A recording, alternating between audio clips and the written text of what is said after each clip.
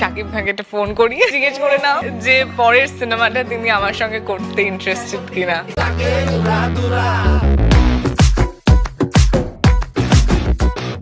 সজনী সজনী তোমার দেখিয়া আমার ওরে সর্বনাশ! শাকিব খানের তুফান সিনেমার ফার্স্ট আইটেম সং নিয়ে মুখ খুললেন ওপার বাংলার জনপ্রিয় অভিনেত্রী ইতিকা পাল। বিস্তারিত জানতে ভিডিও না টেনে অবশ্যই শেষ পর্যন্ত দেখবেন। সম্প্রতি তুফানের প্রথম টিজ দিয়ে সকল দর্শকদের মনে ঝড় তুলেছিলেন সুপারস্টার শাকিব খান। তারপর লাগে উড়াদুরা আইটেম গানের ট্রেলার প্রকাশ করে আলোচনার পাশাপাশি হয়েছেন ব্যাপক সমালোচনা। নিন্দুকেরা যে যাই বলুক না কেন, সেই আলোচনায় যেন পানি ঢেলে দিলেন প্রিয়তমা খ্যাত অভিনেত্রী ইতিকা পাল।